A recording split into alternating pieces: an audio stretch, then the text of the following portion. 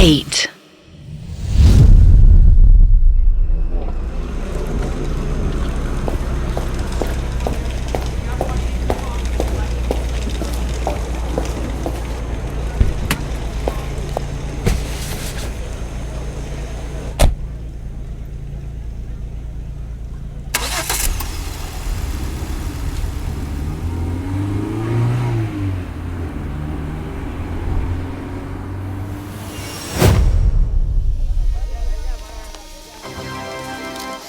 साला, एक और आदमी डेविल्स ब्रेथ का शिकार हो गया। न जाने ये ड्रग और कितनी जिंदगियां बर्बाद करेगा। ये आवाज दिल्ली के आनंद विहार थाने के सीनियर इंस्पेक्टर सुधीर की थी, जो इस वक्त आनंद विहार रेलवे स्टेशन की पटरी पर पड़ी एक आदमी की लाश को ध्यान से देख रहा था। प्रकाश, तुझे यहाँ के सीसीटीवी से कुछ मिला? नहीं, कुछ भी नहीं मिला, लेकिन इसके पास एक पर्स जरूर मिला जिसके अंदर आधार कार्ड भी था। इसका नाम क्या है? इसका नाम विजय है और ये आदमी एक सोशल मीडिया इन्फ्लुएंसर है। अभी मैंने इसकी फॉलोइंग देखी। पूरे सोशल मीडिया पर इसके 10 लाख से ज्यादा फॉलोअर्स हैं। जितने ज्यादा फॉलोअर्स उतना ही ज्यादा मीडिया अटेंशन। अब देखना, कुछ ही देर में इधर आए सारे मीडिया वाले एक ही राग में गाना शुरू कर देंगे। दिल्ली पुलिस के चेहरे पर पड़ा एक और थप्पड़, एक और आदमी बना डेविल्स ब्रेथ नाम के ड्रग का शिकार। अब सारा मीडिया वालों को कौन समझाए कि अभी तक तो पुलिस को भी नहीं पता कि डेविल्स ब्रेथ ड्रग बनाता कौन है। ये किसी गैंग का काम है या किसी एक आदमी का? अरे इसमें कितने लोग शामिल हैं और वो कहाँ हैं? कैसे ये लोग अपना ड्रग डिस्ट्रीब्यूट करते हैं? साला, हमें कुछ भी नहीं मालूम। शायद बहुत जल्द हमें हमारे सारे सवालों के जवाब मिल जाएंगे। और वो कैसे? उड़ती उड़ती खबर आई है कि शायद डेविल्स ब्रेथ के पीछे जुड़े लोगों का पता लगाने के लिए सीबीआई ऑफिसर गायत्री राठौर को अपॉइंट किया गया है। क्या? गायत्री राठौर?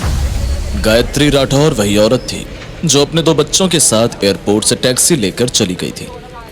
साला, अपॉइंट भी ऐसी घमंडी ऑफिसर को किया है जिसे खुद दूसरों को मारने में मजा आता है।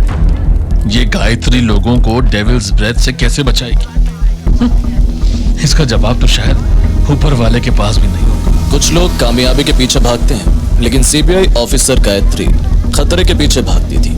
कहते हैं बंदूक से ज्यादा तेज उसका दिमाग चलता था। उम्र भले ही 40 की थी, लेकिन बड़े बड़े फाइटर्स और क्रिमिनल्स से अकेले लड़ने की ताकत रखती थी।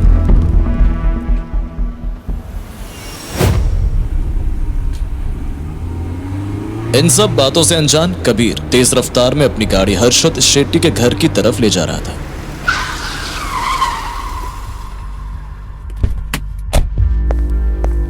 कबीर को देखते ही हर्षद शेट्टी की आंखें बड़ी हो गईं, लेकिन उनमें से एक भी उसके करीब नहीं आया। लेकिन तभी, कैसे हो कबीर सर? कबीर ने पीछे मुड़कर देखा कि हर्षद के मैनेजर हाथों में टाल लिए उसके करीब आ रहा था। काफी जल्दी में लग रहे हो कबीर सर, क्या बात है? I want to meet Harshad Shetty. चलिए, अभी मैं उनके पास ही जा रहा था। He'll be surprised to see you।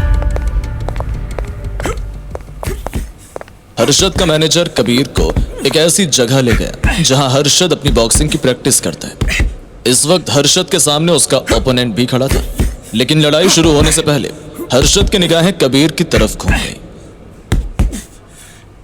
What a pleasant surprise Kabir. मेरे को तो लगा था कि तुम आरोही के पापा के जाने के दुख में मेरे को भूल ही गया। अपने दुश्मनों को भूलने की गलती मैं गलती से भी नहीं करता। सैम यार, हम दोनों की सोच कितनी मिलती है। इससे पहले कबीर आगे कुछ कहता। Kabir, just give me few seconds, मैं अपना फाइट कंप्लीट करके आता है। ये बोलते ही हर्षद अपने सामने खड़े ओपोनेंट को उससे लड़ने का इशारा करता है और फिर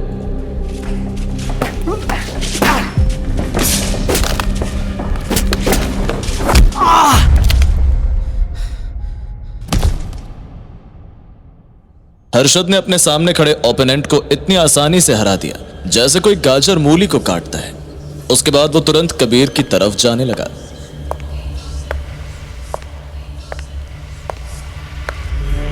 अरे कबीर भाई, इतना परेशान क्यों दिख रहा है? परेशान मैं नहीं, तुम होने वाले हो।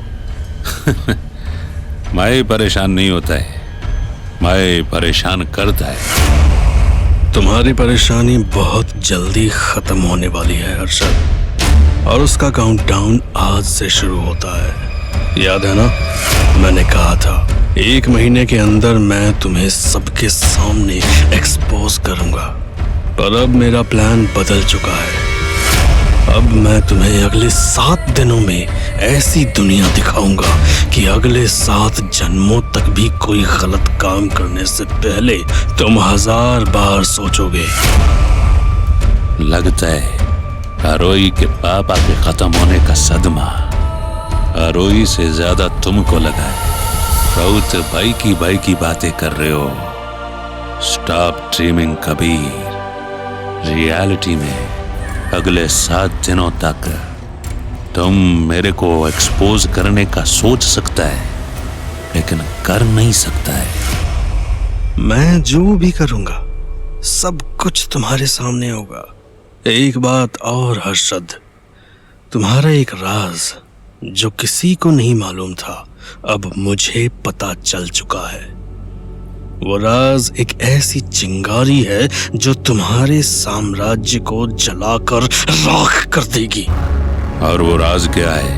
ये सवाल सुनकर कबीर हर्षद के करीब आया और उसकी आंखों में आंखें डालकर बोला, तुम अपने लिकर बिजनेस के साथ साथ डेविल्स ब्रेथ ड्रग का जो बिजनेस करते हो, मुझे उसके बारे में पता चल गया। What? हाँ हर्षद, हाँ, मुझे तुम्हारे डेविल्स ब्रेथ के बिजनेस के बारे में काफी पहले से पता था, लेकिन अब मैं उसका इस्तेमाल करूंगा तुम्हें एक्सपोज करने के लिए। तेरे को इसके बारे में किसने बताया? Tell me. Calm down Harshad, अगले 7 दिनों में तुम्हें सब कुछ मालूम पड़ जाएगा। बस इतना समझ लो कि आप सब कुछ खोने वाले हो। अपनी बात कहते ही कबीर वहां से जाने लगा। और अगले 7 दिनों के अंदर तेरा मौत हो गया तो? ये सुनकर कबीर तुरंत रुका और फिर, मौत तो सबको आनी है एक दिन, मुझे भी आएगी। मैं मौत से नहीं डरता। ये कहते ही कबीर वहां से चला गया। हर्षद उसे जाते हुए देख रहा था, लेकिन उसने कुछ भी नहीं किया, क्योंकि इस वक्त उसके दिमाग में सिर्फ एक ही बात घूम रही थी कि कौन है वो जिसने कबीर को डेविल ब्रेथ के बारे में बताया है।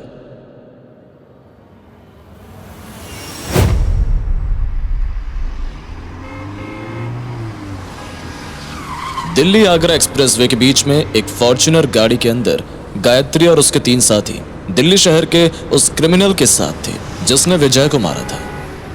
तो कितने रुपए मिले तुझे विजय देशमुख को मारने के?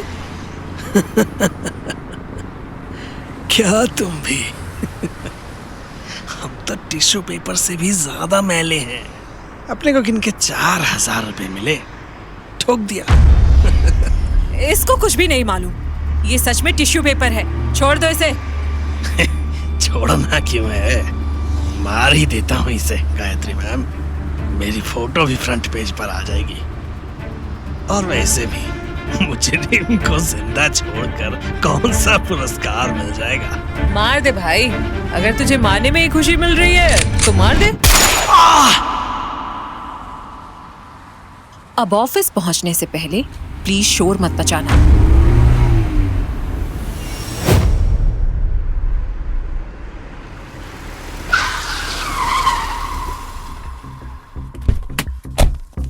तकरीबन 3 घंटे बाद जैसे ही गाड़ी ऑफिस के बाहर आकर रुकी, गायत्री तुरंत गाड़ी से बाहर निकली और सीबीआई हेडक्वार्टर्स के अंदर चली गई।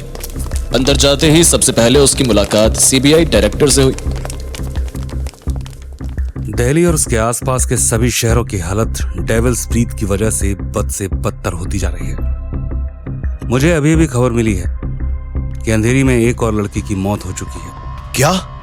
हाँ गायत्री, एक और जान डेविल्स ब्रीथ ड्रग का शिकार हो गई।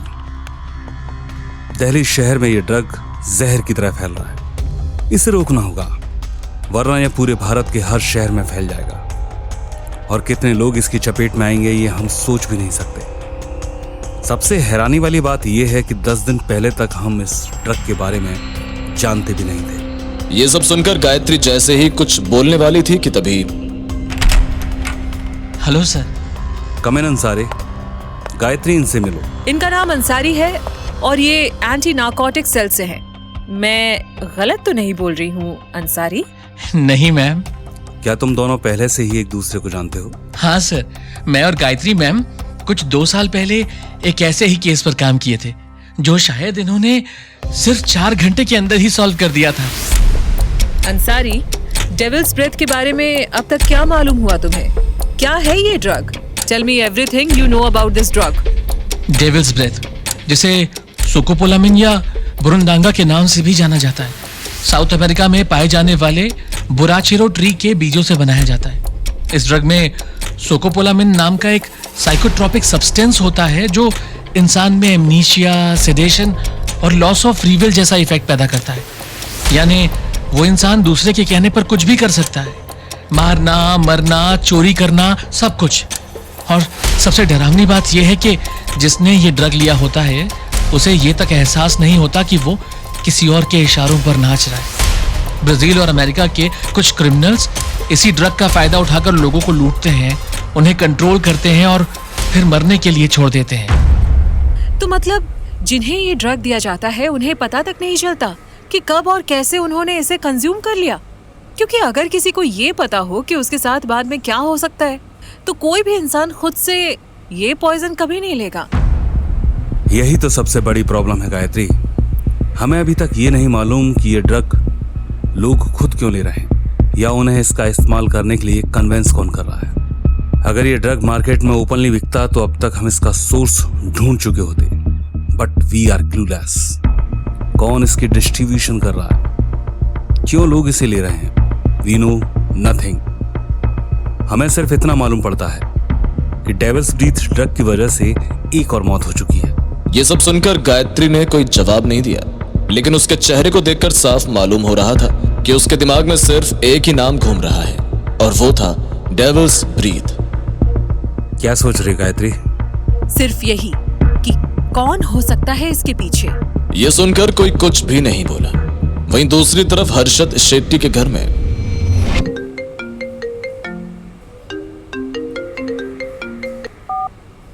हेलो सर, मुझे अभी अभी मालूम हुआ है कि डेविल्स ब्रीथ ड्रग के पीछे जुड़े लोगों के बारे में जानने के लिए आपकी बहन गायत्री शेट्टी को अपॉइंट किया गया है। व्हाट? सर, अब आप क्या करोगे? क्या होगा जब आपकी बहन को पता चलेगा कि डेविल्स ब्रेथ को दिल्ली में लाने वाले आप ही हो? हर्षद शेट्टी ने गुस्से में फोन फेंक दिया और फिर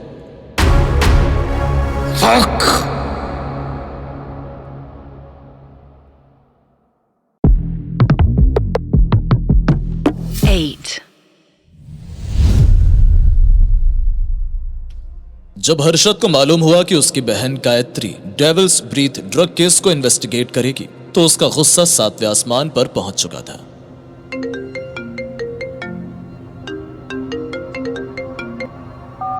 hello, what do you want Gayatri? Tell me. अयो अन्ना, why are you getting angry? अभी मेरी गलती नहीं है कि डेविल्स ब्रेथ केस के लिए मुझे इन्वेस्टिगेटिव ऑफिसर बनाया है। मैं तो आपका काम खराब नहीं करना चाहती थी, ये तो मेरा ड्यूटी बीच में आ गया। लिसन गायत्री, मेरे को काफी अच्छे से मालूम है कि तुम बिना मतलब के किसी को भी कॉल नहीं करती, not even your brother. So just tell me कि क्यों? अन्ना, मुझे पता है कि डेविल्स ब्रेथ का बिजनेस आप दिल्ली में एक्सपैंड कर रहे हो, पर ये बात मेरे अलावा किसी और को नहीं मालूम। और अगर आप चाहते हो कि ये बात किसी और को नहीं मालूम पड़े तो प्लीज अब जब तक मैं इस केस में अपॉइंटेड हूँ आप हर रोज मुझे 5 करोड़ रुपए भेजते रहना।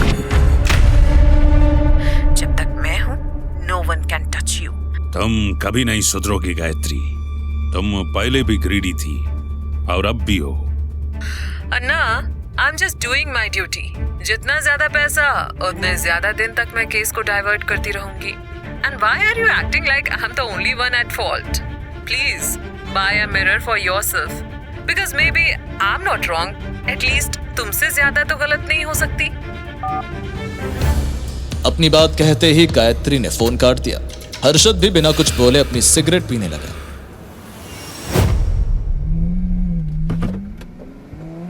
हर्षद और गायत्री की डील से अनजान कबीर इशिका को उसके घर छोड़ने के लिए जा रहा था और तभी कबीर, तुम किससे मिलने गए थे? हर्षद शेट्टी से और नारकोटिक्स डिपार्टमेंट के अंसारी से। Narcotics department? अंसारी? तुम्हारे दिमाग में क्या चल रहा है Kabir? I want to expose Harshad Shetty और उसके लिए मुझे उसके हर एक इलीगल बिजनेस को एक्सपोज करना होगा जो वो सबकी नजरों से छुपकर चला रहा है। और उसके लिए तुम क्या करोगे?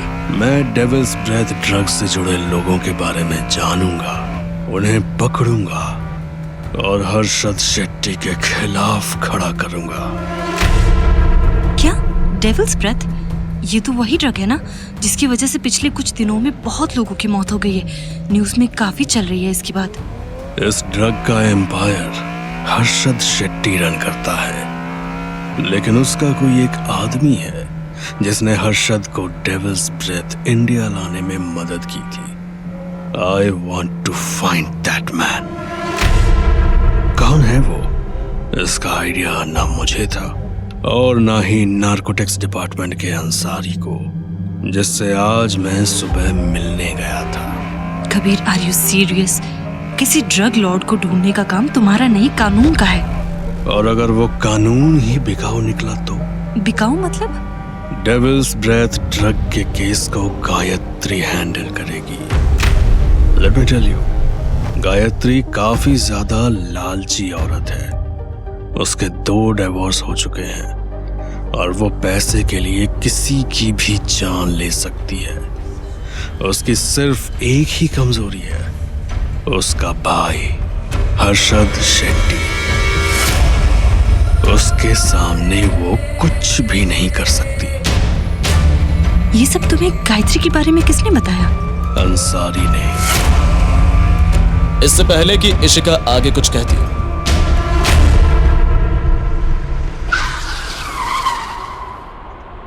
तुम्हारा घर आ गया इशिका। यह सुनकर इशिका कुछ सेकंड्स के लिए शांत रही, लेकिन फिर उसके बाद कबीर, आई नो कि तुम जो भी कर रहे हो सोच समझ कर रहे हो, लेकिन मैं फिर से बोलूंगी कि एक बार सोच लो, क्रिप्टो से ड्रग्स की दुनिया में जाना काफी प्रॉब्लमैटिक हो सकता है। डोंट वरी इशिका, मैं क्रिप्टो किंग बनने आया हूँ, ड्रग लॉर्ड नहीं। मेरा काम सिर्फ हर्षद को एक्सपोज करने का है और उसके बाद क्रिप्टो किंग बनने का। परफेक्ट।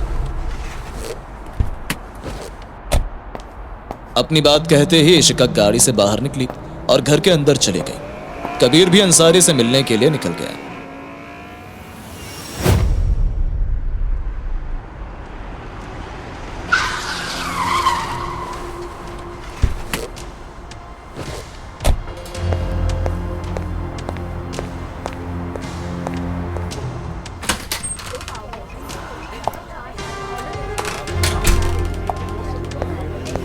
रेस्टोरेंट के अंदर अंसारी सीआईबी डायरेक्टर के साथ कॉफी पी रहा था। कबीर दोनों के बीच जाकर बैठ गया। आप बहुत बड़ी गलती कर रहे हो सर। मैं कोई गलती नहीं कर रहा हूं कबीर। मुझे अच्छे से मालूम है कि इस काम के लिए गायत्री से बेहतर ऑफिसर नहीं हो सकती। सर, इससे पहले कि कबीर अपनी पूरी बात कह पाता,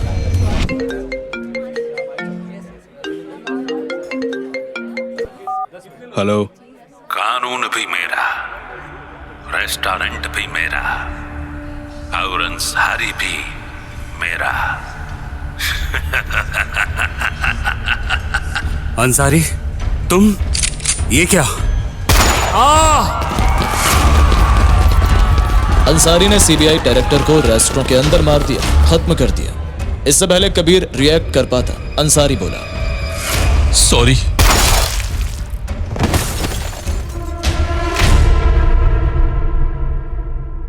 अंसारी ने खुद को भी मार लिया। क्यों मारा अंसारी ने खुद को? इसका जवाब कबीर के पास भी नहीं था। वो अपनी जगह पर कुछ पल के लिए मानो सन्न खड़ा रहा। उसका रेस्टोरेंट के बाहर जाने का दिल ही नहीं किया। वो रेस्टोरेंट के अंदर बैठा रहा। बाकी सब लोग चले गए थे। कुछ देर के बाद वहां मीडिया से लेकर कुछ मिनिस्टर्स और गायत्री भी आ गई थी।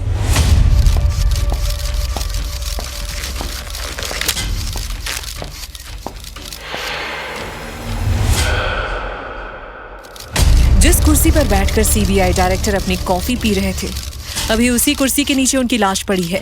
सैड। और ये अंसारी, इसके ऊपर मुझे पहले से ही डाउट था।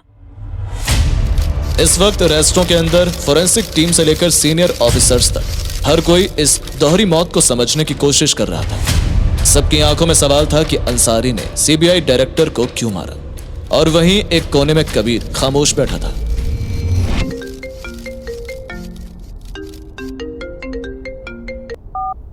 कबीर की तरफ देखना भी मत, वो मेरा शिकार है। तुम्हारा शिकार है तो एक बार देखना तो बनता है। गायत्री ने एक पल के लिए कबीर को देखा और फिर He is not my type. उसकी उम्र तो 30 के ऊपर भी नहीं होगी। Men before 30 are kids for me. और एक बात, भैया, मेरे अकाउंट में अभी तक 5 करोड़ क्रेडिट नहीं हुआ है। तुम्हारा पैसा क्रेडिट हो जाएगा। अभी तुम मेरी एक बात ध्यान से सुनो। बोलो अन्ना। अभी कबीर के पास जाओ और उसको अपना फोन दो। ओके। कबीर के करीब पहुंचते ही हे Kabir, someone wants to talk to you. Gayatri की बात सुनकर कबीर कुछ देर के लिए तो उसे देखता रहा और फिर उसने गायत्री से उसका फोन ले लिया। हेलो। अब मेरी बात ध्यान से सुनो। अभी रेस्टोरेंट से बाहर निकलो और दिल्ली का मेट्रो पकड़कर कश्मीरी गेट बस स्टैंड की तरफ निकल जाओ। वहां तुमको एक आदमी मिलेगा। जाने से इनकार मत करना, क्योंकि वो आदमी तुम्हारे लिए काफी इम्पोर्टेंट है। कौन मिलेगा? मैंने कहा ना कि मेट्रो ट्रेन से जाना, सब मालूम पड़ जाएगा। जैसे ही फोन कटा, क्या हुआ कबीर? सब ठीक तो है ना? हाँ। कबीर तुरंत उठा और मेट्रो की तरफ निकल गया।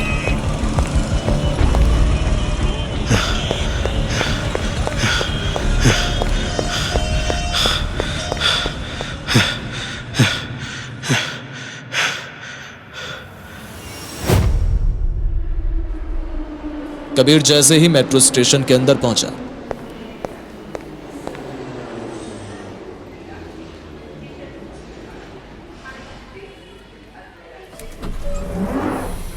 कबीर तुरंत कश्मीरी गेट को जाने वाली मेट्रो में बैठ गया। कुछ देर चलने के बाद मेट्रो नई दिल्ली मेट्रो स्टेशन पर रुकी। तभी कबीर ने देखा कि उनके कंपार्टमेंट में एक साथ कई आदमी आए और सीधा उसके सामने आकर खड़े हो गए। वो सभी आदमी एक साधारण लग रहे थे, लेकिन उनके हाथों में छोटे, पैने और चमकते हुए चाकू थे।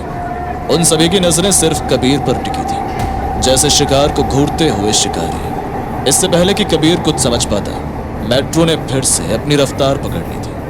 अगला स्टेशन चावड़ी बाजार। मेट्रो की रफ्तार के साथ ही उन अजनबी लोगों की खामोशी और भी ज्यादा डरावनी हो चुकी थी। फिर जैसे ही ट्रेन चावड़ी बाजार पर रुकी, एक साथ कई और लोग मेट्रो के अंदर आए।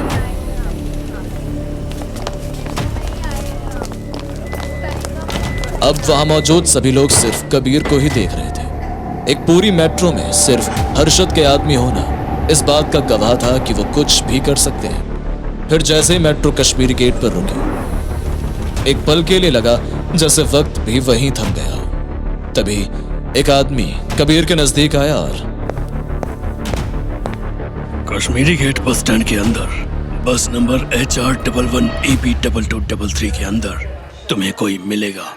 ओके। कबीर तुरंत मेट्रो से बाहर निकला और बस स्टैंड की तरफ भागा। चाकू और ब्लेड लिए हुए मेट्रो के अंदर खड़े आदमी कबीर को भागते हुए देख रहे थे, लेकिन उन्होंने कुछ नहीं किया। भागते भागते जैसे ही कबीर बस स्टैंड के अंदर गया, वो हर्षद के आदमी की बताई हुई बस का नंबर देखने लगा।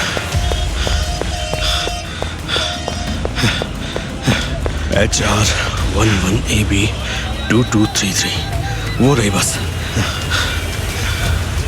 कबीर को बस दिख गई थी, वो उसकी तरफ जाने लगा। कबीर जैसे ही बस के अंदर गया, तुम यहां कैसे पहुंचे?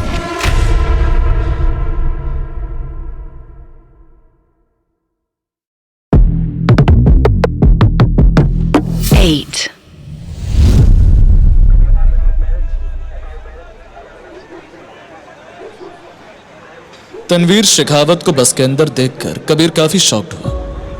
क्या हुआ कबीर? इतने हैरान और परेशान क्यों हो? You were inside the jail. तुम जेल से बाहर कब आए? मुझे आज ही रिहा किया गया है। इससे पहले कबीर अपनी बात कहता, बस के अंदर समर प्रताप भी आ गया।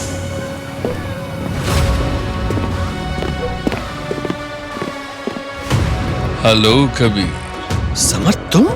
कबीर ने जिन दो आदमियों को अपनी चालाकी से जेल के अंदर भेजा था, आज वो उसके सामने खड़े थे, पर क्यों?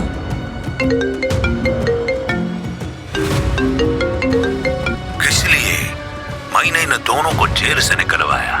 तनवीर और समर यहाँ पर क्यों आई? यही सब सोच रहे हो ना कबीर? हाँ। सी आई नो यू। अच्छा एक काम करो, अब जरा बस की खिड़की से 1 मिनट के लिए बाहर देखो, तुमको और भी कुछ अच्छा देखने को मिलेगा। जब कबीर ने खिड़की से बाहर देखा, उसके होश उड़ गए। बस को चारों तरफ से घेर कर कई सारे आदमी खड़े थे। उन्हीं आदमियों में एक था पंकज, वो पुराने गैराज का ओनर, और वहीं 2 पुलिस ऑफिसर्स भी थे जिन्होंने पैसों के लालच में आकर कबीर को जेल भेज दिया था।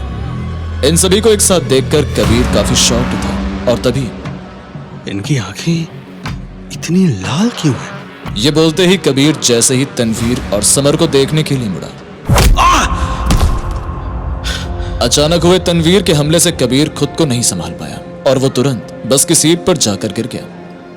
उसी वक्त कबीर ने देखा कि सिर्फ बाहर खड़े लोगों की नहीं बल्कि तनवीर और समर की आंखें भी सुर्ख लाल हो चुकी थी। इसे मारने का वक्त आ चुका है summer. Let's kill him. Oh yes. ठीक उसी वक्त कबीर ने देखा कि बस के अंदर कई सारे लोग आ गए और उनकी आंखों में उसे अपने लिए सिर्फ नफरत ही नजर आ रही थी। इसे इतना मारो कि ये चलने के लायक भी ना बचे। बस के अंदर आए आदमियों ने बस का दरवाजा बंद कर लिया और एक साथ कबीर पर हमला बोल दिया।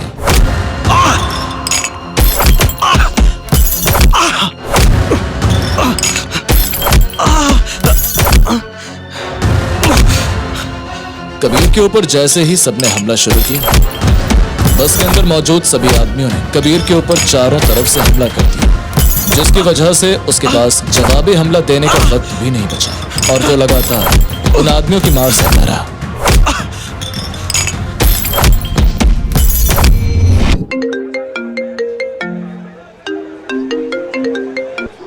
हेलो, मेरी बात कबीर से कराओ। ओके। तनवीर ने तुरंत कबीर को अपना फोन दे दिया। हेलो। किधर फंस गए कबीर? मेरे को तो तुम पर तरस आ रहा है। जिन लोगों से तुमने पीछा छुड़ाया था उन्हीं को मैंने डेविल्स ब्रेथ देकर इंटॉक्सिकेट कर दिया, और अब देखो ये सब मेरे इशारों पर नाच रहे हैं। यही तो कमाल है डेविल्स ब्रेथ का। ये ड्रग इंसान से वो करवाता है जिसका अंदाजा उसे खुद भी नहीं होता है। बस यही तो जानना था मुझे। मतलब? अचानक कबीर ने एक आदमी के हाथ से लोहे की चेन खींच ली और फिर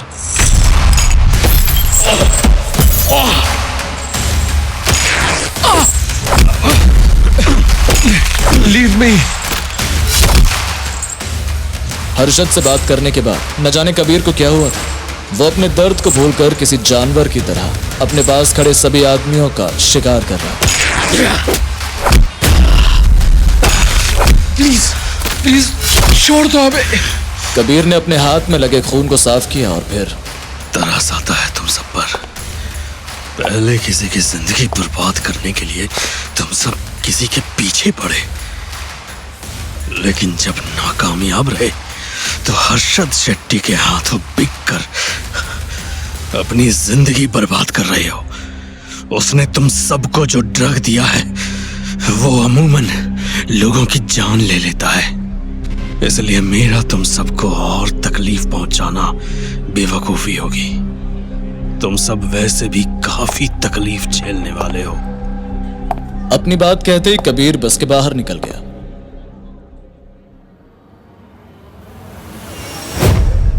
इस हादसे को हुए 2 घंटे हो चुके थे और इस बीच में गायत्री अपनी टीम के साथ मिलकर डेविल्स ब्रीथ के केस को अपने हिसाब से डाइवर्ट करने की कोशिश कर रही थी। वो अपनी टीम को सिर्फ वही इंफॉर्मेशन प्रोवाइड कर रही थी जिससे उसका भाई हर्षद शेट्टी बच सके। आई होप आप लोगों को समझ में आ गया है कि हमें आगे क्या करना है। ठीक उसी वक्त ऑफिस में किसी के चलने की आवाज गूंज उठी। जब ऑफिस से सबने बाहर देखा तो उन्होंने पाया कि इस वक्त कबीर सीबीआई ऑफिस के अंदर था। जैसे ही वहां मौजूद सभी लोगों ने कबीर को देखा, उनकी आंखें हैरानी से बड़ी हो गईं। ये यहाँ क्या कर रहा है? इतने में कबीर ऑफिस के अंदर आ चुका था। हेलो गायत्री। पूरे ऑफिस में कबीर के मुंह से अपना नाम सुनकर गायत्री थोड़ा हैरान हुई, लेकिन उसने तुरंत खुद को संभाला और फिर टेल मी, मैं तुम्हारी क्या मदद कर सकती हूँ? मुझे डेविल्स ब्रेथ ड्रग के बारे में कुछ पता चला है। क्या? मैं आपके हर सवाल का जवाब दूंगा, लेकिन उसके लिए मुझे आपसे अकेले में बात करनी है। ये सुनकर ऑफिस में मौजूद सभी लोगों की निगाहें गायत्री की तरफ घूमी। सबकी आंखों को देखकर साफ मालूम होता था कि उन्हें गायत्री के जवाब का इंतजार था, जो इस वक्त सिर्फ कबीर को ही देख रही थी। कुछ सेकंड्स के बाद, can you please excuse me? जैसे ही ऑफिस से सभी लोग निकल गए, कबीर, तुम्हें अच्छे से मालूम होगा कि मैं अपने भाई के खिलाफ नहीं जा सकती। तो किस लिए आए हो यहाँ पर तुम? हाँ, मैं जानता हूँ कि तुम मेरी मदद नहीं करोगी, लेकिन मुझे ये भी मालूम है कि तुम पैसों को बहुत प्यार करती हो, शायद रिश्तों से ज्यादा। तुम कहना क्या चाहते हो? मैं तुम्हारे साथ मिलकर डेविल्स ब्रेथ का केस सॉल्व करना चाहता हूँ और उसके बदले में तुम्हें 200 करोड़ दूंगा। क्या? 200 करोड़? कबीर के मुंह से 200 करोड़ सुनकर गायत्री एकदम शॉक्ड थी। उसने टेबल पर रखे पानी के ग्लास को उठाया और पानी पीने लगी। जैसे ही उसने पानी खत्म किया, ठीक है, तुम्हें जो चाहिए सब मिलेगा। मैं तुम्हारा साथ देने के लिए तैयार हूँ। यह सुनकर कबीर के चेहरे पर एक हल्की सी मुस्कान आ गई, लेकिन वो आगे कुछ भी नहीं बोला।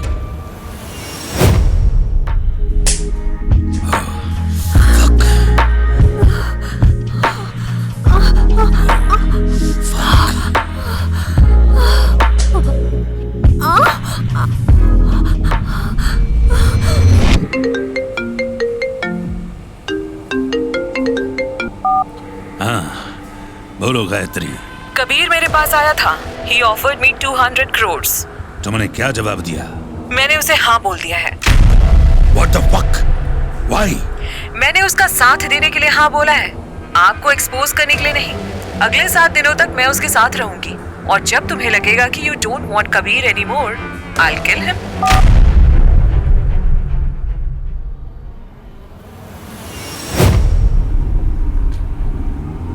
जहां एक तरफ हर्षद और गायत्री कबीर को मारने का प्लान बना रहे थे, वहीं दूसरी तरफ कबीर जब अपनी गाड़ी में बैठकर घर जा रहा था, तब उस वक्त उसकी फोन कॉल पर बात इशिका से हो रही थी। ये तुमने सही नहीं किया कबीर, तुमने सीधा सांप के बिल में अपना हाथ डाला है। डोंट वरी इशिका, मुझे मालूम है कि मैंने क्या किया है। इससे पहले कबीर आगे कुछ भी कहता, उसने देखा कि उसे आरोही का कॉल आ रहा है। इशिका, मुझे आरोही का कॉल आ रहा है। Just give me some time, मैं करता हूँ तुमसे आराम से बात। ओके। जैसे ही इशिका ने फोन काटा, कबीर ने आरोही को फोन लगा दिया। यस आरोही, टेल मी, क्या बात है? Kabir, Kabir, I want to meet you. क्या तुम मुझसे अभी मिलने के लिए आ सकते हो? ऐसे अचानक तुम मुझसे मिलना क्यों चाहती हो? सब ठीक तो है ना? नहीं, सब ठीक नहीं है। I have something to tell you. क्या तुम मुझसे अभी मिलने के लिए आ सकते हो? आरोही की आवाज सुनकर कबीर समझ गया था कि उसे जरूर कोई इंपॉर्टेंट बात बतानी है, इसलिए उसने तुरंत कहा, ठीक है, मैं तुमसे मिलने के लिए आ रहा